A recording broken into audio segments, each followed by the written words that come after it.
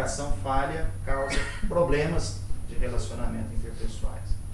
Ainda mais quando a gente está num grupo com diferentes culturas, diferentes religiões, diferentes classes sociais. Então é importante a gente falar de comunicação aqui, dentro da empresa, no ambiente de trabalho. E hoje nós vamos falar sobre comunicação, a arte de influenciar pessoas. Tudo bem? O seu Raul foi modesto em falar 1 hora. Eu tinha planejado aqui 5h30, até 3h30 da tarde no máximo a gente está indo embora. Tudo bem? Ninguém se manifestou? Então vocês estão muito dispostos. É um churrasco bebido. Já gostei da ideia. Como é que você chama? Luiz. Luiz, certo, os meus. Gente, vamos lá então. Há muitos e muitos anos, num lugar muito distante, um grupo de homens e mulheres subiam uma montanha íngreme no meio da noite, montados em seus cavalos. De repente, uma voz vinda do céu disse assim: desçam dos seus cavalos e apanhem as pedras que estão no chão. Amanhã de manhã, ao nascer do sol, vocês ficarão alegres e tristes ao mesmo tempo. Alguns desceram e apanharam muitas pedras. Outros pegaram poucas. Lembra aqueles que falaram assim: descer de cavalo, coisa nenhuma, eu vou continuar seguindo a minha viagem. E assim seguiu. No dia seguinte, tal qual a voz havia dito, quando nasceu o sol, eles abriram as sacolas, eles ficaram alegres e tristes ao mesmo tempo. Alegres porque eles perceberam que não eram pedras, eram diamantes. E tristes pensando: puxa vida, por que eu não peguei mais? Então daqui a pouquinho a gente vai finalizar essa palestra e eu quero também que vocês saiam daqui para os seus departamentos ou para a sua casa alegres e tristes ao mesmo tempo. Alegres por terem pego algumas pedras preciosas para o trabalho de vocês, para a vida particular, para os relacionamentos, e ao mesmo tempo tristes pensando: poxa, que pena que acabou. Quando a gente fala de comunicação dentro das empresas, as pessoas associam imediatamente a área de marketing ou de repente a área de TI, a tecnologia da informação. Mas a comunicação como processo de relacionamento humano, ela vai mais além. E às vezes as pessoas me perguntam assim: mas por que é importante eu desenvolver a minha comunicação? Comunicação ela é importante em diversos aspectos, entre eles para você conseguir amigos verdadeiros. Deixa eu te contar uma história. Na minha adolescência eu tinha muita dificuldade de fazer amigos. Eu era muito solitário. E aí um dado ano, eu tinha mais ou menos uns 15 para 16 anos, mudou-se para perto da casa dos meus pais, uma família, e tinha também um adolescente lá.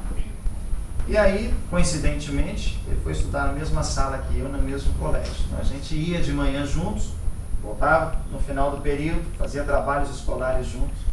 Com isso foi criando-se um vínculo. Com o passar do ano letivo, a minha mãe começou a queixar que o meu comportamento estava meio estranho, estava muito bruto, ríspido demais. O meu pai começou a reclamar que eu já não trabalhava direito. Eu já trabalhava com ele desde os 9 anos de idade. A minha mãe começou a queixar que aos domingos eu não ia na igreja com tanta frequência como eu ia. Até que um dia, numa terça-feira de manhã, indo para a escola, esse meu amiguinho enfiou a mão no bolso, tirou um pacotinho com pó branco e entregou para um rapaz que cruzou com a gente pela esquina. Droga. E aí eu percebi por que meu comportamento havia mudado. Eu entendi que a comunicação é importante por quê? Porque quem não tem a habilidade de influenciar acaba sendo influenciado. Então a comunicação é muito importante para que você tenha a capacidade de se relacionar com os outros sem ser influenciado e deteriorar para manipulação. Então foi por um triz que eu não mudei completamente o rumo da minha vida. E hoje eu entendo isso. Então, no âmbito profissional, a comunicação também se faz importante. Deixa eu só te mostrar uma coisa. Quando o Marconi patenteou o rádio, lá em 1899, levou 38 anos para o rádio atingir 50 milhões de pessoas. A TV, ela levou 13 anos para atingir o mesmo número, 50 milhões de pessoas. No ano passado, o Facebook atingiu 200 milhões de pessoas. Não dá para comparar, né? Desde o ano 2000, o volume de informação no mundo, ele dobra a cada 12 meses. Então, mesmo o leitor mais voraz, ele não vai conseguir se manter atualizado. Na era da agricultura, quando eu produzia arroz, ou produzia feijão, eu trocava o excedente da minha produção de arroz pelo excedente da produção de feijão. Essa relação ficou conhecida como barganha, não é? Como hoje eu não tenho condições de me manter atualizado sobre tudo que acontece, a comunicação se tornou uma ferramenta de barganha de informação. Então eu posso ter determinado conhecimento e troco pelos conhecimentos do Sandro, troco pelos conhecimentos da Patrícia, e assim acontece a troca de informação, a barganha de informação. Só que para isso você tem que ter a habilidade de se comunicar. Aí a gente traz para um outro ambiente, um ambiente familiar. Se você já leu alguma coisa sobre a teoria da comunicação, você chegou nesse paradigma aqui. Para que haja comunicação, você precisa de um transmissor, você precisa de um meio ou uma mensagem, você precisa de um receptor, tá certo? Sim. E aqui você tem um outro elemento que são os ruídos. Só que isso não funciona com relacionamento interpessoal. Sabe por que não? Porque esse modelo aqui ele foi adaptado da linguagem escrita. Então eu, como escritor, eu escrevo um livro, escrevo um texto, mando esse texto para a editora. Eu me transformei num transmissor. Quando a editora prepara esse livro e coloca nas livrarias, você vai lá e compra, você se torna um receptor. Transmissor, meio, a mensagem é o conteúdo, e você, ao ler, é o receptor da minha mensagem. Se você está lendo num ambiente que tem barulho, esse barulho se transformou no ruído. Esse modelo funciona para coisas inanimadas. Quando o assunto é relacionamento interpessoal, não funciona assim. Porque a comunicação entre pessoas tem que haver emoção. E não tem como eu passar emoção nesse modelo aqui. Isso é um modelo desatualizado. Então é importante você entender que para você se relacionar com as pessoas têm que gostar de você. Qual foi a última vez que você conversou por 5 horas com uma pessoa que você não gosta? Nenhuma vez, hein? Você passa 5 horas conversando com uma pessoa empregada, você não tolera a pessoa. Agora, se você gosta dessa pessoa, você passa o dia todo conversando com ela. Está vendo como é que a comunicação interpessoal tem que haver sentimento? E nesse modelo aqui não cabe isso. Aqui não tem sentimento. Hoje nós vivemos uma época em que os ruídos são ruídos mentais. Eu estou conversando com uma pessoa, ela está pensando em outra coisa. Eu não consigo ver, não consigo identificar esse ruído. Por isso que eu tenho que ter a habilidade de influenciá-la. Então, quando você começa a perceber, a comunicação ela está na nossa vida, mas ela não está em nós. A gente precisa trazer esse conhecimento para dentro da nossa realidade. Aí você vê, por exemplo, nas relações entre amigos. Tem relações de trabalho. Você conhece aquele ditado que a nossa mãe dizia? Às vezes uma palavra dói mais que um tapa. Como é que estão as suas palavras? O que você conversa com os outros? Às vezes a pessoa diz assim: eu vou te dar uma crítica construtiva. Não existe essa história de crítica construtiva. Por quê? Porque a crítica é uma palavra muito forte. A partir do momento que eu me coloco na posição de criticar o outro, eu estou dizendo que eu sou melhor do que ele. E entre seres humanos não existe essa diferenciação, né? Eu posso ser melhor em uma área específica, mas não melhor do que o outro. Aí as pessoas torcem um pouquinho e falam assim: olha, eu vou te dar um feedback.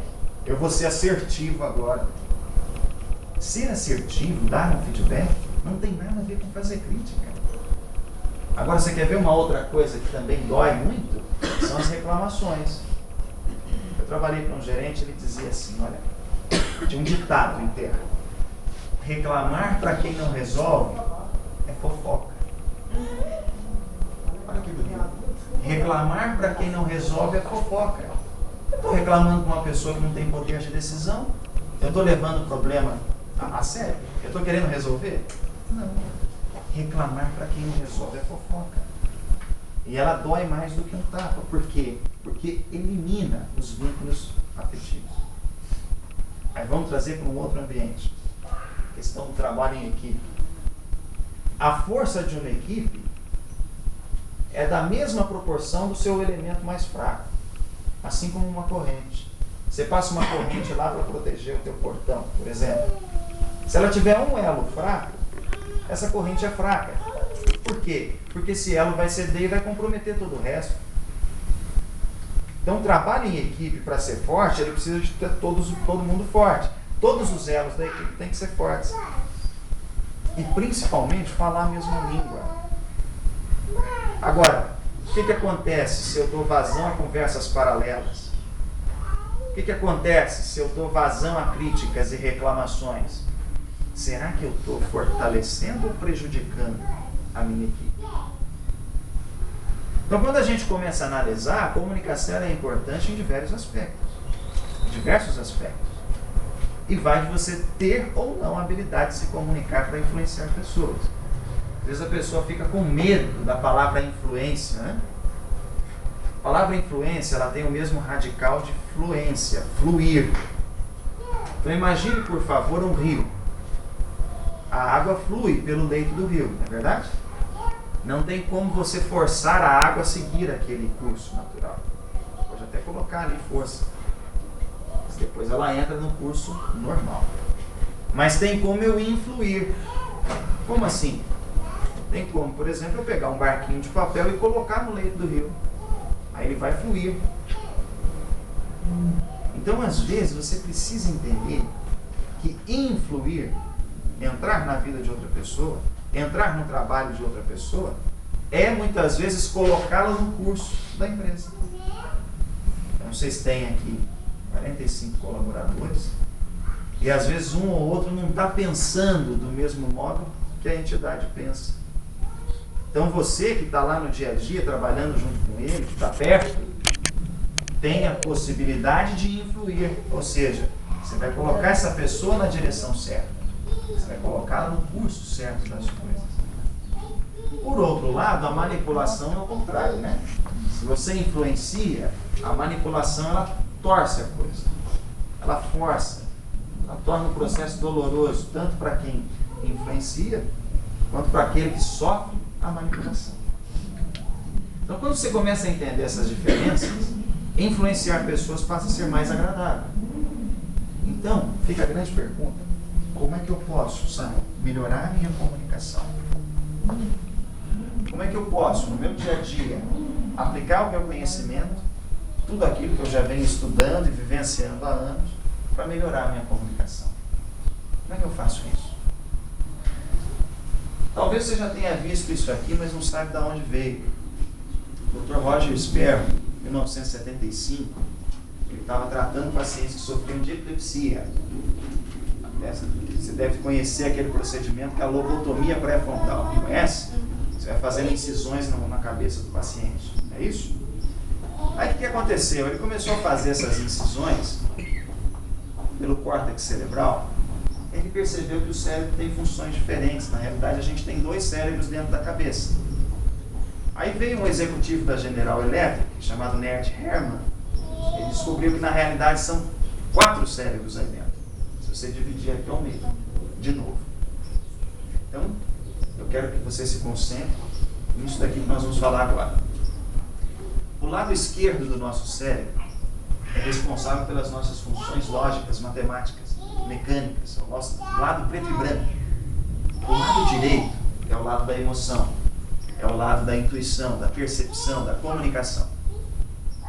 Heráclito, 400 anos antes de Cristo, ele já dizia que tudo aquilo que é oposto combina, e tudo aquilo que é diferente, quando juntos, geram completa harmonia.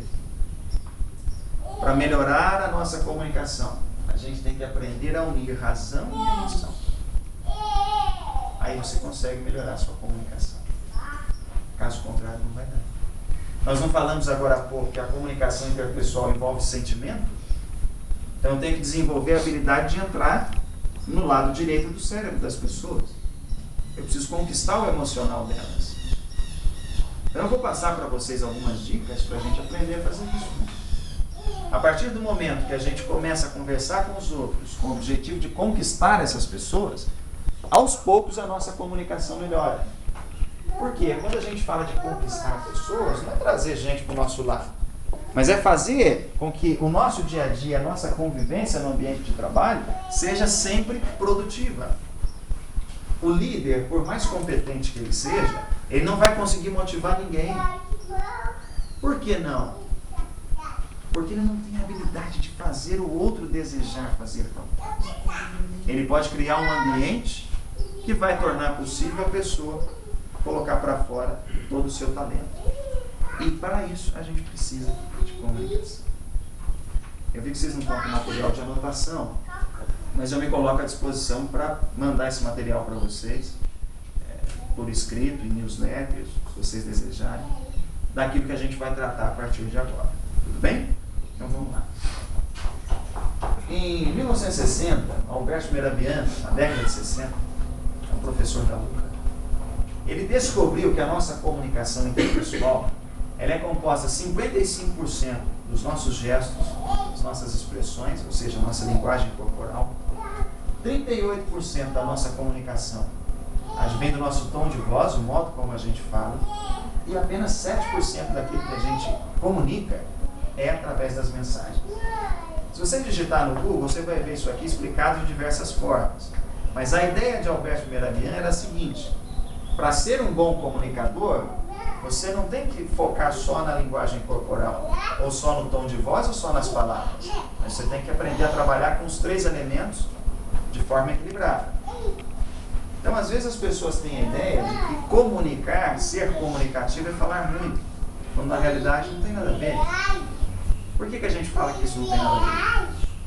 Doutora Lola Merizandini é uma psiquiatra norte-americana e ela desenvolveu um estudo e publicou um livro chamado Cérebro Feminino. Nesse livro, ela afirma que as mulheres falam, em média, 20 mil palavras por dia, enquanto os homens falam, em média, 7 mil palavras dia. Agora, por favor, quem aqui é casada? Então, vou pegar, ó, tem bastante gente casada. Como é que você chama? Eu? Isso. Cleitiane. Cleitiane, você sabia que você fala 20 mil palavras por dia? Até mais. Até mais. Cleitiane, me diz uma coisa.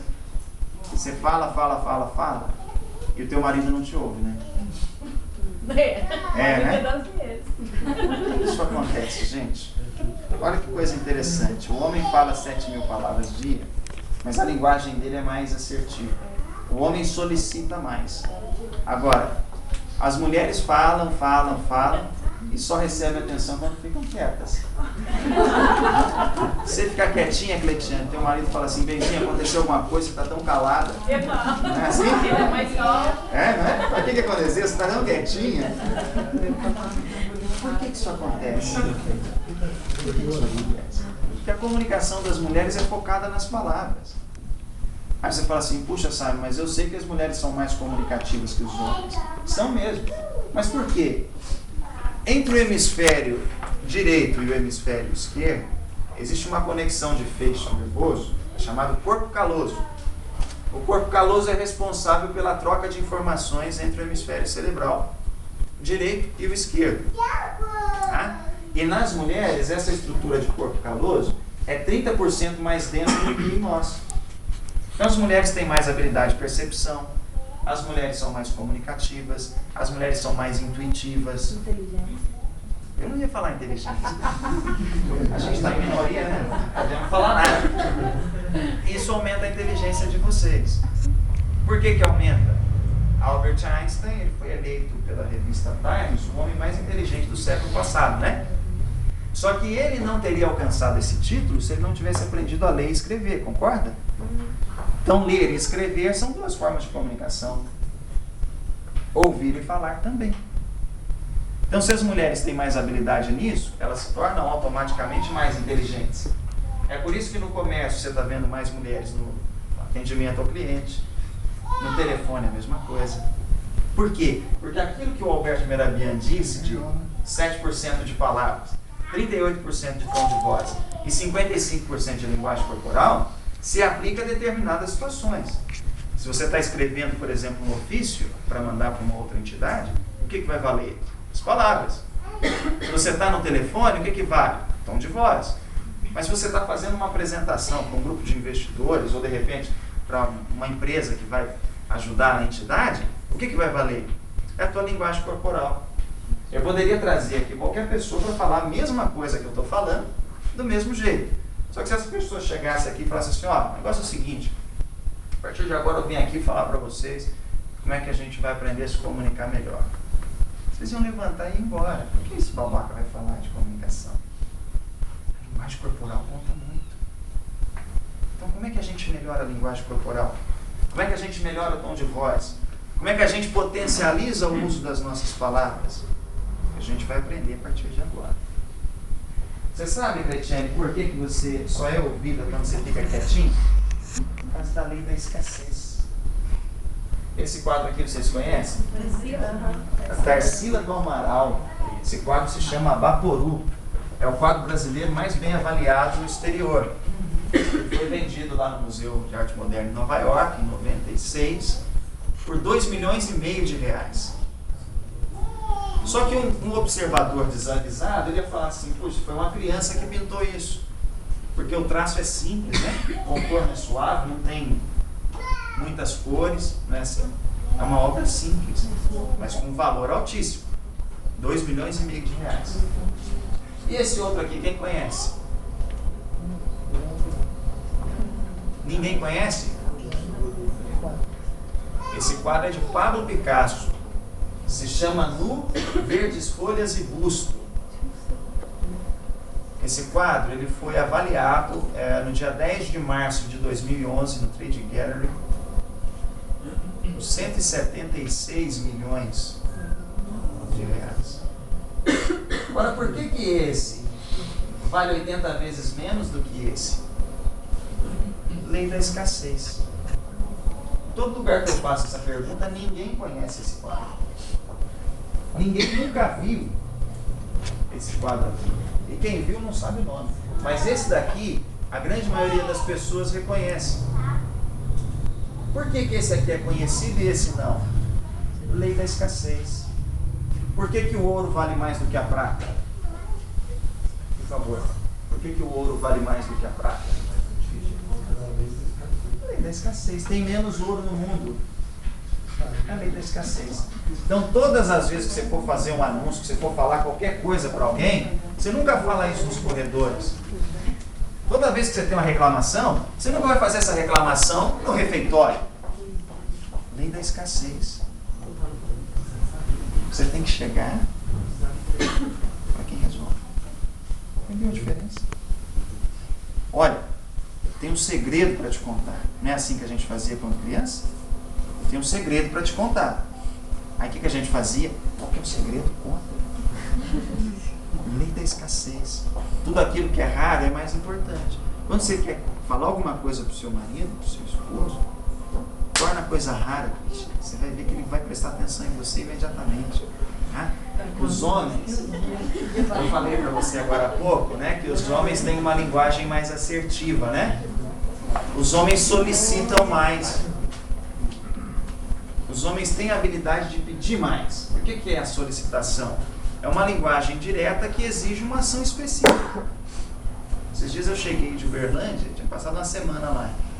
Aí eu cheguei, dei um abraço na minha esposa, um beijo no meu filho, sentei no sofá, peguei o controle remoto. Aí eu peguei, liguei a TV e falei assim, Benzinho, traz um lanchinho pra mim antes de começar. Ela foi lá e fez. Aí eu pedi de novo, Benzinho, pega um refrigerante pra mim antes de começar.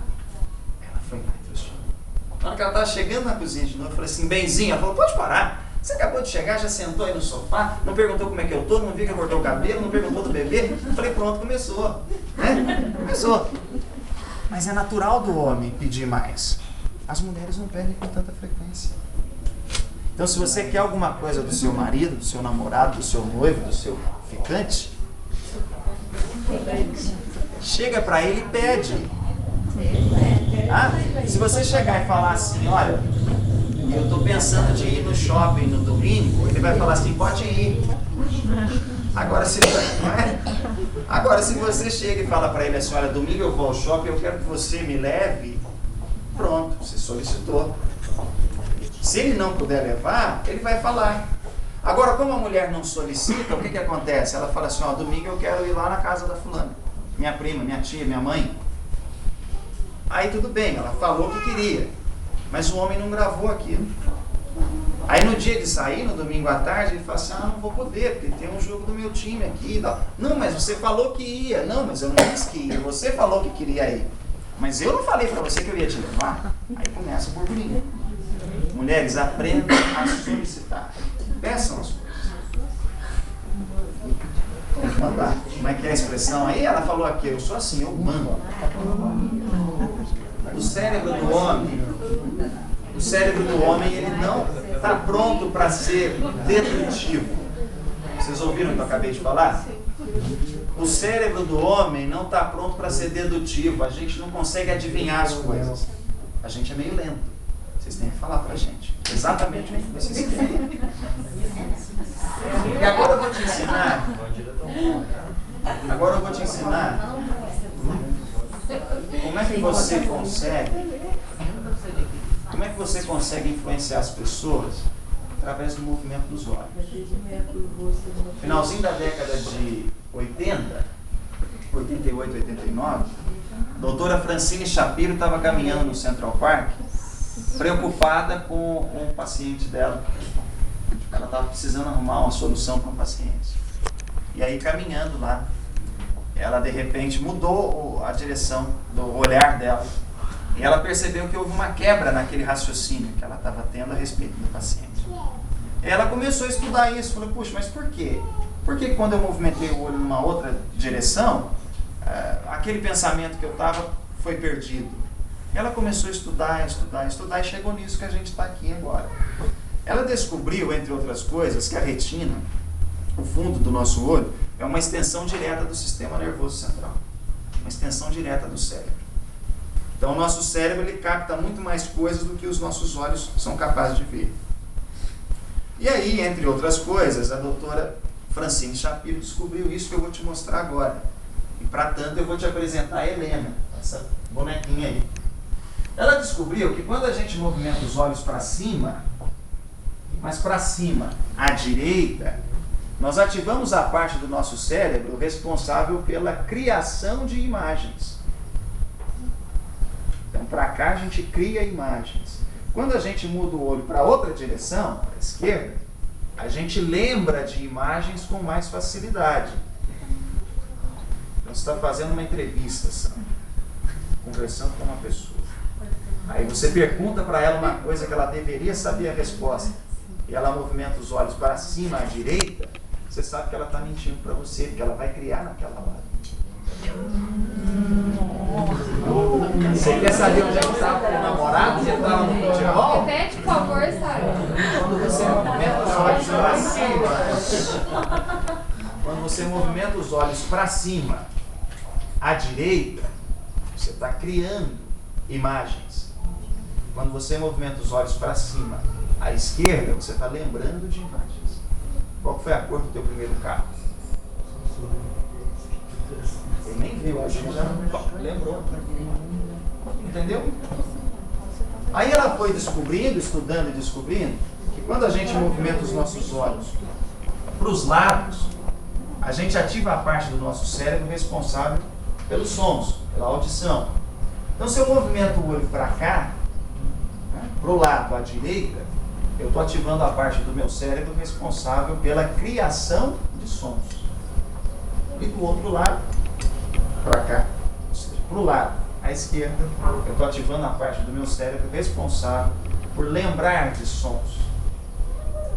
Está acompanhando o raciocínio? Para a direita cria, para a esquerda lembra. Ok? Quando eu movimento os meus olhos para baixo, ou seja, para baixo, à esquerda, eu ativo a minha conversa interna, o meu diálogo interno. Você sabia que você tem uma voz dentro da cabeça o tempo todo? É essa aí que está perguntando que voz. Você conversa com você o tempo todo. Agora você sabe por que quando você estava comprando alguma coisa, o vendedor falou assim para você: olha, eu vou deixar você pensando um pouquinho, já eu volto. Ele percebeu que você movimentou os olhos nessa direção, que você está conversando com você mesmo. E quando você movimenta os olhos para o outro lado, que é para baixo, à direita, você está sentindo as coisas. Quem aqui cozinha?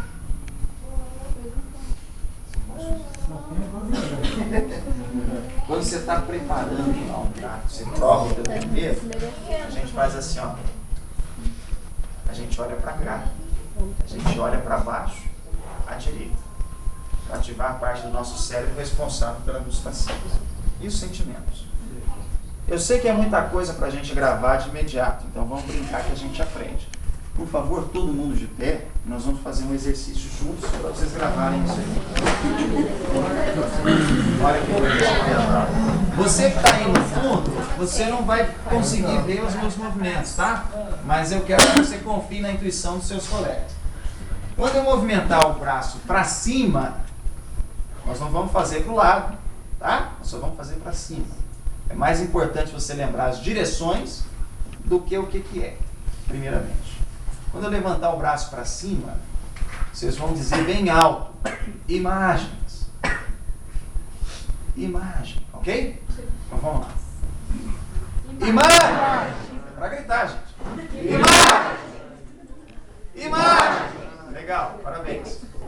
Quando eu movimentar o braço para o lado, você pode até abrir o braço um pouquinho, né? Você vai dizer bem alto: som. Som, tudo bem? Então vamos lá. Imagem! Imagem! Som! Som! Imagem! Som! Som! Muito bom. Agora é o seguinte, ó, não senta ainda não, tem mais. Vocês já viram aqui para cima é imagem, para os lados é som. Quando eu movimentar o braço para cá, você vai dizer assim, ó: conversa interna. Quando eu movimento os meus olhos para baixo à esquerda, eu converso comigo mesmo. Ok? Conversa interna. É o braço esquerdo de vocês. Ok? Vocês vão repetir o movimento. Imagem. Som. Conversa interna. Ó, de novo. Imagem, som, conversa interna. Parabéns.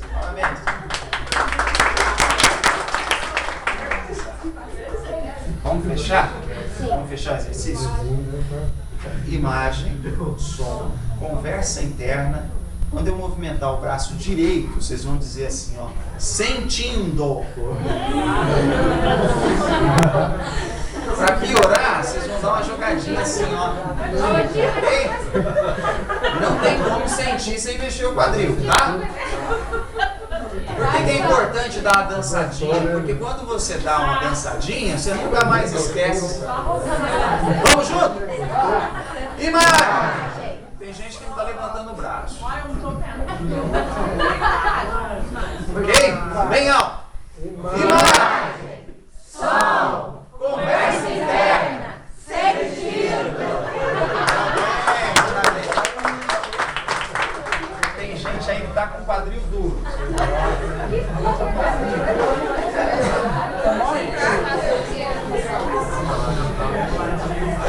Toda vez.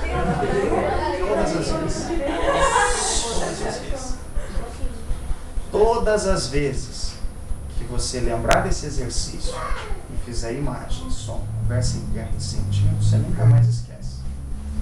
Você vai melhorar sua comunicação por observar o movimento dos olhos das outras pessoas. Tem gente que costuma dizer que os olhos são as janelas da alma, né? Os olhos são as janelas da mente. Com isso aqui que você aprendeu, você não consegue descobrir o que a outra pessoa está pensando.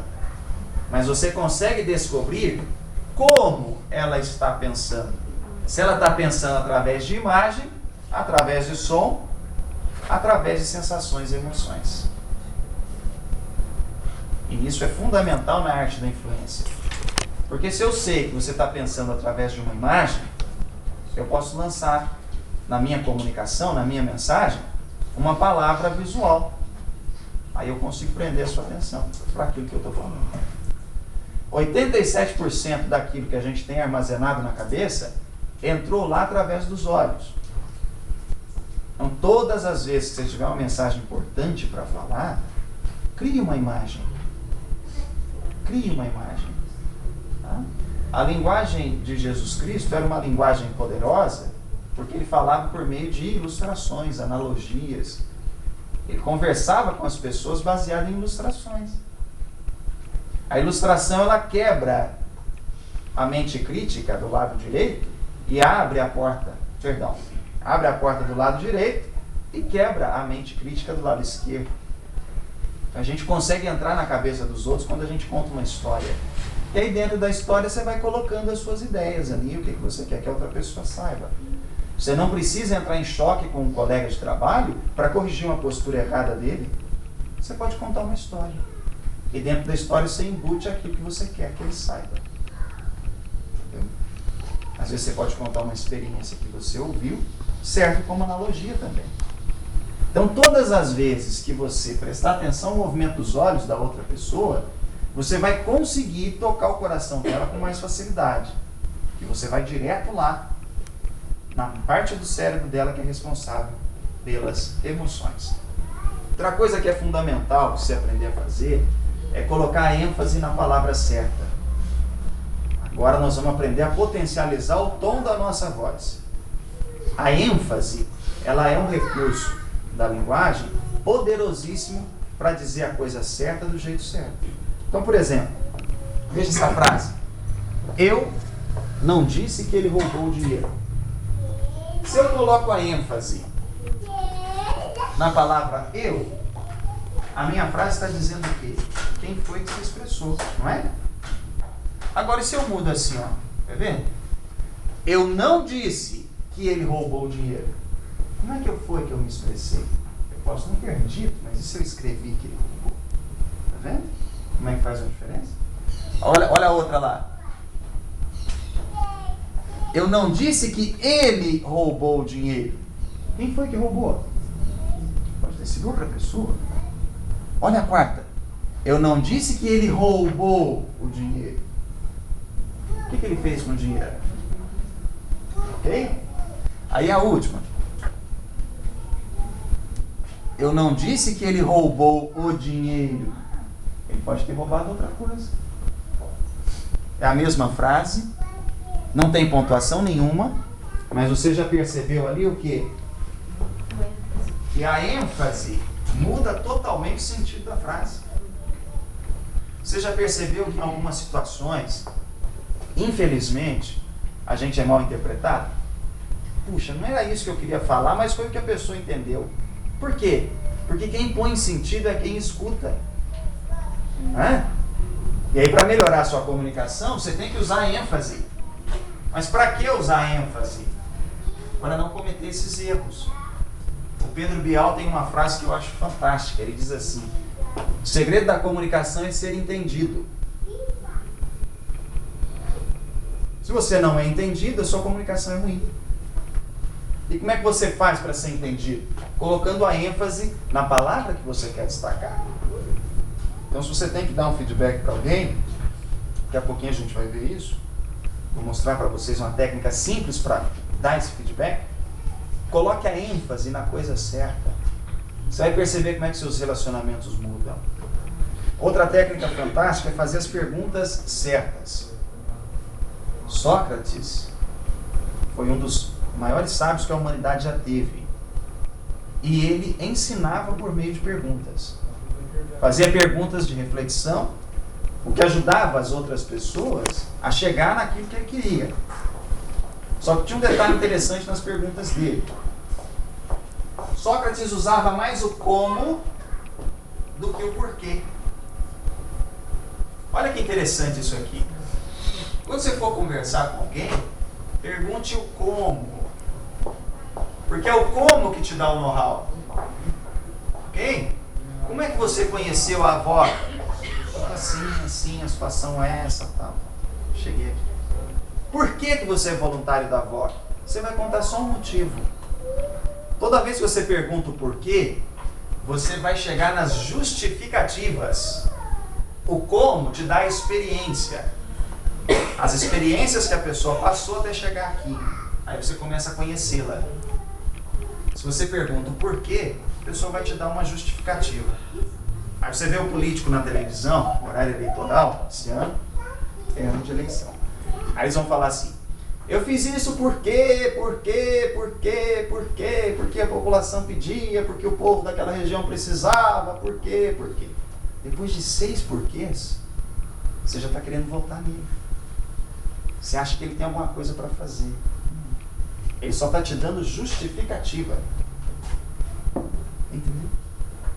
Agora, se você quer vender a imagem da entidade, encontre 6 porquês para o teu trabalho, para o teu negócio, para a entidade. Encontre 6 motivos, 6 justificativas. Aí você vai ver que você começa a vender mais. Por quê? Traz justificativas. Como traz know-how, experiência. Se você quiser conhecer uma pessoa, pergunte o como. Esqueça um pouco do porquê. E outra coisa que é fundamental é perguntar o nome da outra pessoa. Nome é fundamental. Um psicólogo britânico chamado Brett Pillian, ele desenvolveu um estudo relacionado ao nome da pessoa. E ele descobriu que o som do nosso nome é o som mais doce que a gente pode ouvir. Se você está ali caminhando na Assis Figueiredo, sábado à tarde, está assim, ó, né? Aí passa um carro de som e fala o seu nome. Imediatamente, o que você faz? Você vai procurar. O nosso nome é um mantra poderosíssimo. Ele faz vibrar a nossa energia corporal. Só que você já percebeu que aqui em Poços de Caldas, principalmente no atendimento, a gente entra nas lojas e compra e sai e ninguém pergunta o seu nome. A gente foi perdendo aos poucos o interesse pelo nome da outra pessoa. E o nome é o que nos identifica no mundo. Então você tem que perguntar o nome da outra pessoa e principalmente, gente, ouvir. Escuta o que a pessoa está falando. E durante a conversa você usa o nome dela pelo menos 3 vezes. Senão você esquece. Pelo menos 3 vezes você ouve o nome da pessoa e usa 3 vezes durante a conversa. Vamos brincar que brincando a gente aprende. Eu vou falar algumas palavras e eu quero que você repita em voz alta, bem forte. Por exemplo, eu falo bola, você repete bola, ok? Branco, branco, branco, branco, branco, branco, mais rápido, branco, branco, branco, branco, branco, branco. O que é a vaca bebe? Leite. Luiz falou assim, a vaca bebe água, tá certo. Mas por que você falou leite? Porque eu criei na sua memória a lembrança de leite. Leite é branco, né?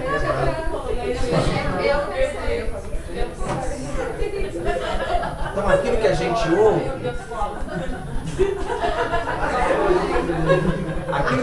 ouve, e repete, isso é gravado dentro da nossa cabeça. Tudo aquilo que a gente ouve e repete, é gravado na nossa cabeça. Quando grava, o que é, então? Desculpa, não consegue gravar. É falta de atenção, falta de ouvir. Mas o Luiz já sabia.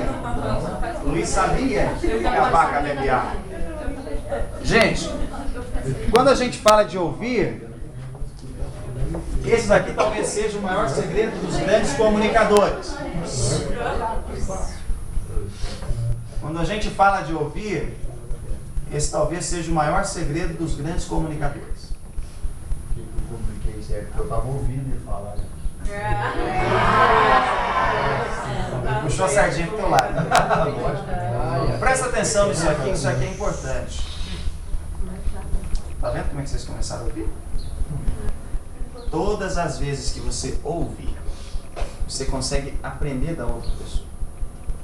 Então, numa conversa no dia a dia, eu já falei isso para vocês, quem domina a conversa é quem escuta. Ok? Então, vamos parar um pouco de falar começar a ouvir mais. Certa vez, Deus, preocupado com a situação dos humanos na terra, mandou um anjo. Falou, olha meu filho, vai até lá e entregue para os humanos o segredo da felicidade. E o anjo veio para a terra e ficou rodando aqui 1 ano. Aí voltou. Chegou lá em cima, Deus, e aí meu filho? Olha, Senhor, eu não consegui entregar o segredo da felicidade. Mas por quê? Os humanos estavam tão preocupados em falar que eles não tinham tempo de ouvir. Então, quando você ouve, a outra pessoa tem a oportunidade de dar pistas sobre ela, sobre o comportamento dela, sobre o que ela pensa. E aí você tem condições de influenciar. Os grandes influenciadores, eles sabem mais sobre a outra pessoa do que ela mesma. E é isso que você precisa aprender a fazer, se já não faz. E se faz, melhorar. Aprender a ouvir mais o que os outros estão falando. Primeiro, por perguntar como as pessoas chegaram onde estão, ou como demonstram interesse, e por perguntar e gravar o nome. Se você pergunta e repete o nome dessa pessoa durante a conversa pelo menos 3 vezes, você se torna um melhor comunicador. Tá? Então grave isso, leva isso de presente para você. Eu acho que é muito importante, nesse ponto da palestra, a gente dar uma juntada em tudo que a gente falou. Nós falamos que a comunicação é importante para criar vínculos de amizade. Tá? Sem amizade não existe trabalho em equipe. Você não precisa chamar a pessoa para comer um churrasco na sua casa fim de semana. Mas aqui dentro vocês têm que ser amigos. Não tiverem vestido a camisa da entidade, tem que ser amigos. A comunicação é importante para isso. A comunicação é importante para melhorar o relacionamento dentro de casa, o relacionamento empresarial, suas amizades, okay? Fora do trabalho. E a comunicação ela só é alcançada quando você trabalha aqueles 3 componentes por igual: palavra, tom de voz e linguagem corporal. E principalmente, quando você presta atenção no outro para observar o movimento dos olhos e aí sim fazer as perguntas certas. Você vai colocar ênfase na coisa certa. Quando você entende isso, você consegue um dos grandes segredos da comunicação. Se você quer extrair o mel, você não pode espantar as abelhas. Você tem que fazer o quê? Se aproximar delas. Não tem como ter o mel sem estar perto das abelhas. E a maioria das pessoas perde a oportunidade de fazer isso na hora de dar feedback. Então, eu comecei falando para vocês, lá na frente, sobre a importância de dar um feedback. Que não tem nada a ver com fazer crítica, tá? Não importa o nome que você dá à coisa. Se tiver errado, está errado. Ok? Você pega um criminoso e pergunta para ele se ele está se sentindo culpado pelo crime, ele vai falar, não, eu estava trabalhando. Então, para ele, a prática dele é trabalho, mas perante a sociedade é crime. Então, não importa o nome que você dá à coisa. Não adianta você falar assim, eu vou te fazer uma crítica construtiva. Está errado. Você tem que prestar atenção aonde é que está indo a crítica. E aqui vai o grande segredo dessa palestra. Na hora de você dar um feedback, você pode dar esse feedback em vários níveis. Isso aqui quem desenvolveu foi Robert Dilts. Você pode dar um feedback no nível do ambiente, no nível do comportamento, da capacidade, dos valores, da identidade ou no nível espiritual. Dentro da PNL, a espiritualidade a gente chama como a busca do indivíduo pela causa de sua existência. Não tem nada a ver com religião aqui. E muitas pessoas vão dar um feedback no nível da identidade. Olha, fulano, você é assim, assim, assim. Olha, meu filho, você é muito burro.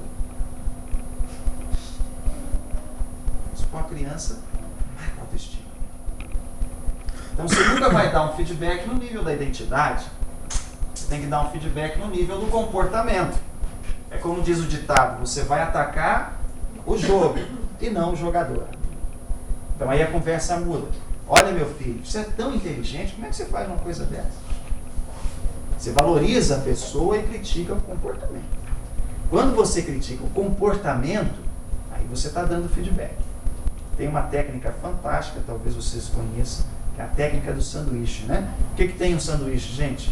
O sanduíche tem pão, recheio e pão de novo. Como é que a gente dá feedback com a técnica do sanduíche? O pão você entende como elogio, o recheio como bronca depois pão de novo, elogio de novo. Então você vai chamar alguém lá na sua sala, você vai puxar a orelha dele, fez uma coisa errada. Aí você vai dar um feedback com a técnica do sanduíche.